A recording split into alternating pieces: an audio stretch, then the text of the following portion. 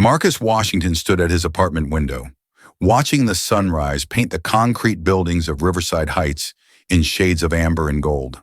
The beauty was fleeting, lasting only minutes before the harsh reality of the neighborhood settled back in. 3 stories below, broken glass glittered on the sidewalk like fallen stars, and the distant sound of sirens served as the morning's alarm clock. He turned away from the window and walked quietly down the narrow hallway to check on his son.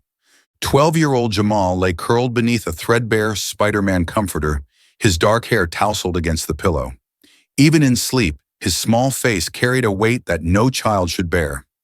Marcus had seen that same expression on too many young faces in this neighborhood, a premature understanding of life's hardships that stole away the carefree joy of childhood. He pulled the blanket up to Jamal's chin and whispered a silent prayer that his son would somehow escape the cycle that trapped so many others. The morning routine began like every other. Marcus prepared breakfast while Jamal dressed for school, their movements choreographed by 3 years of single parenthood since Maria's death. The kitchen was small, barely large enough for 2 people, but they had learned to navigate around each other with practiced ease. Jamal poured orange juice while Marcus scrambled eggs, and for a few precious minutes, their modest apartment felt like a real home. "Dad, can I walk to school with Kevin today?" Jamal asked, settling into his chair at the small wooden table that doubled as Marcus's desk in the evenings. Marcus paused, the spatula hovering over the pan. Kevin was a good kid, but his older brother ran with a crew that Marcus preferred Jamal avoid. "I'll drop you off on my way to work," he said gently. "Besides, gives us more time to talk." Jamal nodded without argument, understanding the unspoken concerns that governed their daily decisions. At 12, he had already learned to read between the lines of his father's protectiveness, recognizing the love that motivated every careful choice. The drive to Jefferson Middle School took them through the heart of Riverside Heights, past buildings that had once housed thriving businesses, but now stood empty with boarded windows and faded signs. Marcus worked as a maintenance supervisor at the community college across town, a job that paid enough to keep them housed and fed, but left little room for extras. He had dreams of something more for Jamal, dreams that required navigating carefully through a neighborhood where the wrong choice could derail a young life before it had truly begun. "Remember what we talked about," Marcus said as they pulled up to the school. "You see any trouble starting? You walk away. Nothing is worth risking your future over." "I know, Dad," Jamal replied, but Marcus caught the slight roll of his eyes in the rearview mirror. After dropping Jamal at school, Marcus drove across town to Riverside Community College, where he spent his days maintaining aging buildings and equipment. The work was honest and steady, but it also gave him a front-row seat to what education could provide. He watched young people transform themselves through learning, earning degrees that opened doors to opportunities beyond their neighborhoods. Every day reinforced his determination that Jamal would somehow find his way to these halls as a student rather than as someone who simply maintained them. It was during his lunch break, sitting on a bench outside the student union, that Marcus first noticed the newspaper article. A local reporter had written about rising youth crime rates in urban neighborhoods, with Riverside Heights featured prominently in the statistics. The article painted a picture of hopelessness that made Marcus's heart sink, but buried in the middle was a single paragraph that caught his attention. A program in Detroit had cut juvenile crime by 30%, simply by providing mentorship and after-school activities for at-risk youth. That evening, as Jamal worked on homework at the kitchen table and Marcus reviewed the monthly bills, the article's words echoed in his mind. He looked at his son, bent over a math worksheet with the kind of intense concentration that reminded Marcus of Maria, and felt a familiar ache in his chest. She had believed in the power of community, in the idea that people could lift each other up if they just had the right support. Before the cancer took her, she had talked about starting programs for neighborhood kids, about creating safe spaces where children could dream beyond their circumstances. "Dad, I'm stuck on this problem," Jamal said, breaking Marcus from his reverie. Marcus moved to sit beside his son, looking over the algebra equation that seemed impossibly complex for a 7th grader. As he helped Jamal work through the problem step by step, an idea began to form. What if there were other fathers, other single parents, other caring adults who felt the same way he did? What if they could create something together? The next Saturday, Marcus walked the neighborhood with a purpose he hadn't felt in years. He stopped at the corner barber shop where older men gathered to talk about everything from sports to politics. He visited the small grocery store where Mrs. Patterson, a widow who had raised 5 children in Riverside Heights, worked behind the counter. He knocked on doors and struck up conversations, asking a simple question: what did people think the neighborhood's children needed most? The answers varied, but common themes emerged: structure, purpose, adult men who could show boys how to become good men, safe places to spend time after school when parents were working, someone to believe in them when they stopped believing in themselves. Within a month, Marcus had gathered a small group of like-minded adults in the basement of Mount Olive Baptist Church. There was Jerome, a mechanic who had served 2 tours in Afghanistan before returning home to find limited opportunities. Sarah, a nurse who worked night shifts but wanted to give back during her free time. Pastor Williams, whose congregation had dwindled over the years, but whose faith in the community remained strong. And surprisingly, Mr. Thompson, a retired teacher whose gruff exterior hid a heart that broke every time he saw a young person heading down the wrong path. "We're not talking about charity," Marcus explained to the group during their first official meeting. "We're talking about investment. These boys have potential that just needs the right environment to flourish." The program they envisioned would be simple but comprehensive.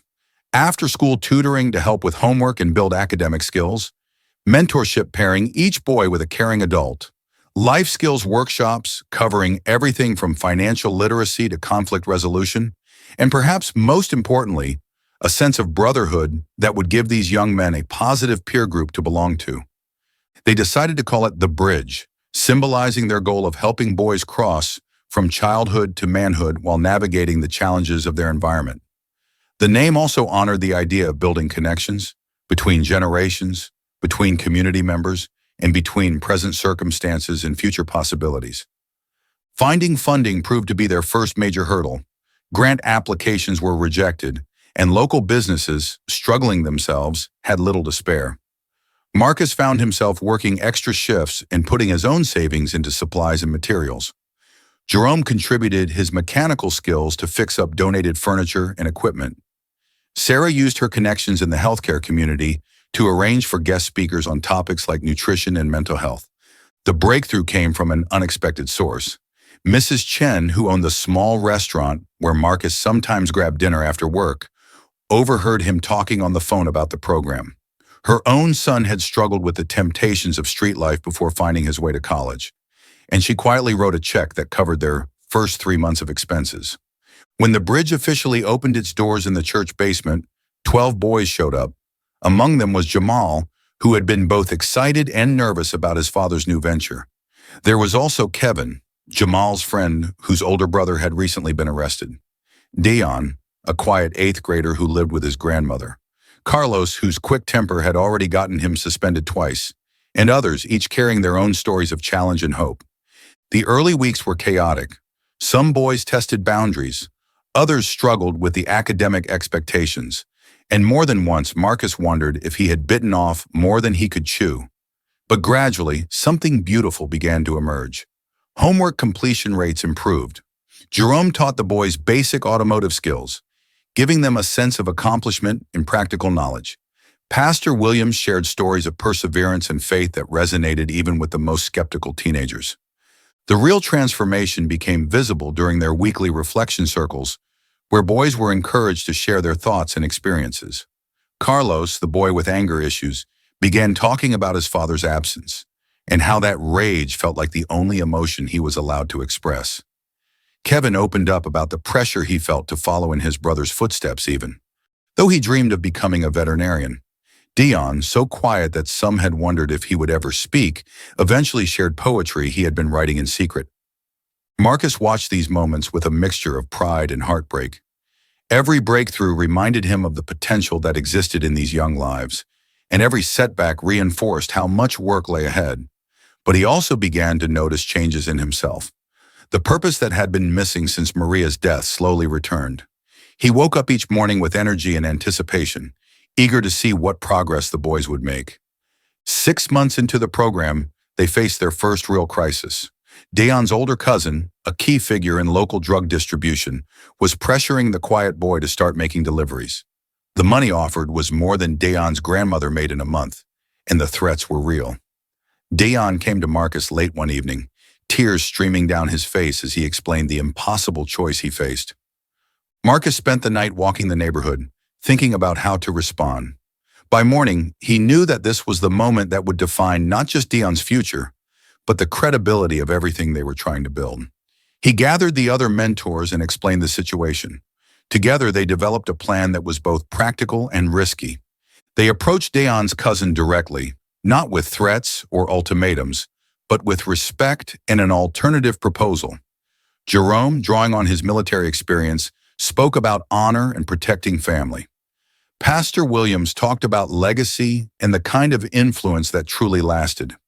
Marcus offered Dion's cousin a chance to visit the bridge, to see what they were building and consider whether he wanted to be part of tearing it down or helping it grow.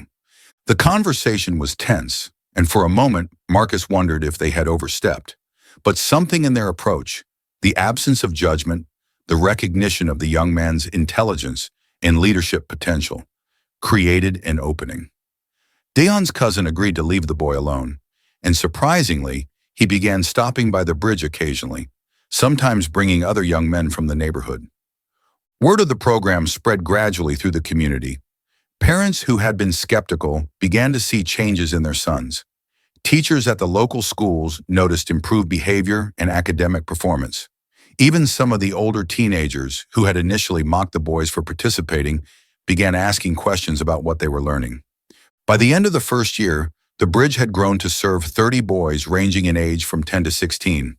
They had moved from the church basement to a small building that the congregation had voted to dedicate full-time to the program. More volunteers had joined, bringing diverse skills and perspectives. A local college student began teaching computer programming. A chef from downtown started cooking classes. A lawyer offered workshops on rights and responsibilities. But perhaps the most significant change was in the boys themselves. They had developed a shared identity that transcended their individual circumstances. They looked out for each other, celebrated each other's successes, and provided support during difficult times. The bridge had become more than a program. It was a brotherhood that offered an alternative to the street crews that had once seemed like the only path to belonging and respect. Marcus often found himself thinking about Maria during this time, wondering what she would think of what they had built. He felt her presence most strongly during the graduation ceremonies they held each spring, when boys who were aging out of the program spoke about their plans for the future. College acceptances, military enlistments, job training programs. These young men were choosing paths that led somewhere beyond the limitations of their zip code. Jamal, now 14, had grown into a leadership role within the program. He helped mentor younger boys and had discovered a talent for organizing events and managing logistics. Marcus watched his son with amazement, seeing qualities of compassion and responsibility that made him think of Maria. But he also saw strength and determination that were uniquely Jamal's own. The program's second year brought new challenges. Funding remained precarious, requiring constant fundraising and creative problem-solving. Some community members remained skeptical, questioning whether the program was actually making a difference or simply keeping boys busy. And there were still setbacks. Boys who dropped out, families who moved away, young men who made choices that led them away from the paths the bridge had tried to illuminate. But there were also victories that exceeded Marcus's wildest dreams. Carlos, the angry boy from the early days, earned a scholarship to a prestigious high school across town. Dion's poetry was published in a citywide anthology. Kevin was accepted into a summer veterinary program that put him on track toward his dream career. And perhaps most importantly, several graduates of the program returned as volunteers, creating a cycle of mentorship that ensured the bridge's sustainability. The moment that crystallized everything for Marcus came during the program's third year. He was working late one evening, preparing materials for the next day's sessions, when he heard voices outside. Through the window, he saw two groups of young men facing each other in what appeared to be the beginning of a serious confrontation. His heart sank as he recognized faces from the bridge among both groups. But as he watched, something remarkable happened. Jamal and two other bridge boys stepped between the groups, not with aggression, but with calm authority. Marcus couldn't hear the words, but he could see the body language change as tensions diffused. Within minutes, both groups had dispersed peacefully, and the bridge boys were walking together down the street, their heads held high with the dignity of young men who had chosen wisdom over conflict. That night, Marcus called his mother, who lived 2 states away in the small town where he had grown up. "Mama," he said, his voice thick with emotion, "I think we're actually doing it. We're changing things." His mother's response was simple but profound. "Baby, you're not changing things. You're changing people, and people change everything else." As the bridge entered its 4th year, Marcus began to see ripple effects throughout the community. Property values slowly crept upward as the neighborhood became safer. Local businesses began to reopen, drawn by a growing sense of optimism.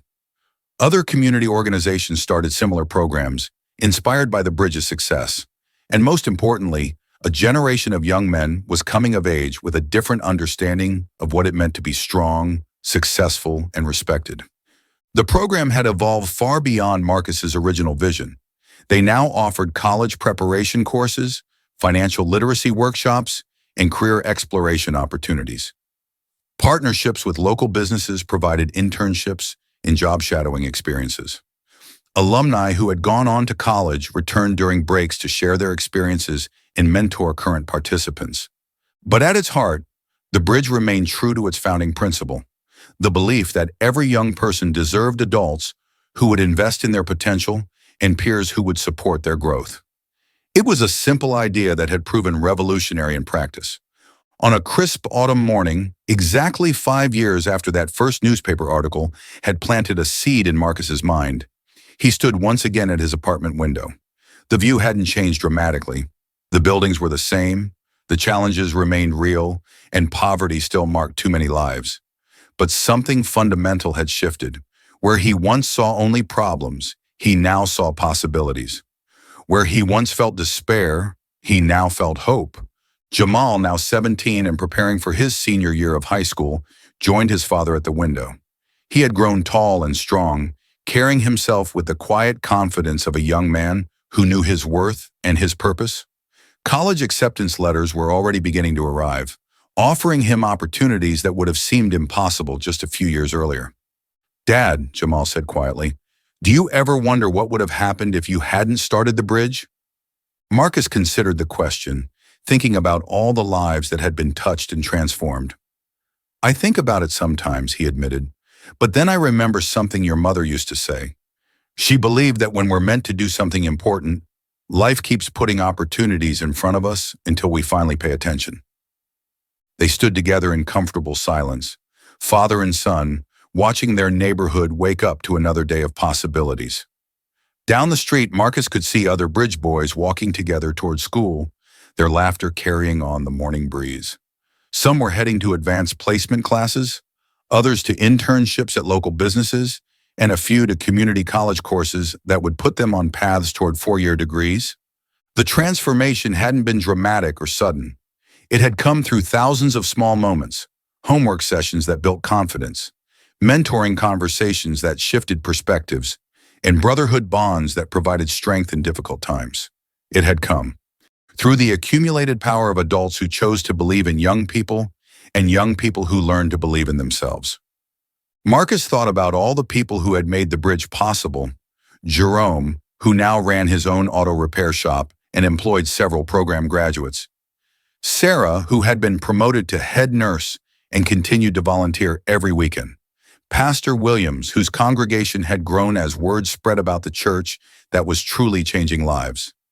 Mrs. Chen, whose quiet generosity had sparked a network of community supporters who kept the program funded and growing. But mostly Marcus thought about the boys themselves, the young men who had taken a chance on a dream that asked them to believe in something better. They had done the hardest work of all, choosing hope over cynicism, persistence over surrender, and community over isolation. They had proven that with the right support and opportunities, any young person could write a story of triumph over circumstance. As the morning sun climbed higher, casting long shadows across Riverside Heights, Marcus felt a deep sense of gratitude for the journey that had brought him to this moment. The pain of losing Maria would always be with him, but so would the legacy they had built together.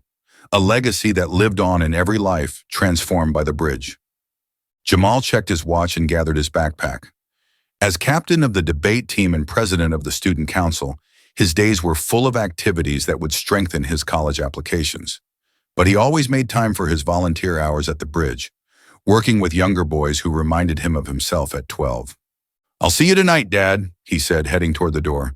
"Don't forget we have that college visit tomorrow." Marcus nodded, still amazed by how naturally his son navigated opportunities that had once seemed impossible. As Jamal's footsteps echoed in the hallway, Marcus allowed himself a moment to imagine the future. He saw Jamal graduating from college, perhaps returning to work in community development or education. He saw the bridge expanding to serve even more young people, maybe even replicating in other neighborhoods. He saw a generation of leaders emerging from Riverside Heights, carrying with them the lessons they had learned about service, brotherhood, and the power of believing in each other. The phone rang, interrupting his reverie. It was Jerome, calling to discuss plans for the upcoming Bridge alumni reunion. 53 young men would be gathering to celebrate their shared journey and plan ways to give back to the program that had shaped their lives. Among them would be a future doctor, an aspiring teacher, a young entrepreneur, and a military officer. Each carried a piece of the bridge with them, extending its influence far beyond the boundaries of their neighborhood. As Marcus walked toward the door, preparing for another day of work and service, he carried with him the knowledge that they had accomplished something truly remarkable. They had taken the broken pieces of their community and built something beautiful. They had looked at young lives marked by struggle and seen potential for greatness. They had chosen to believe that love, consistency, and high expectations could overcome any obstacle. The bridge had started as one father's attempt to create opportunities for his son. It had become a testament to the power of community, the resilience of young people, and the extraordinary things that become possible when ordinary people choose to act on their deepest values. In a world that often felt divided and hopeless, they had built a bridge to something better, and in doing so, they had discovered that the bridge itself was not a destination, but a way of traveling through life together.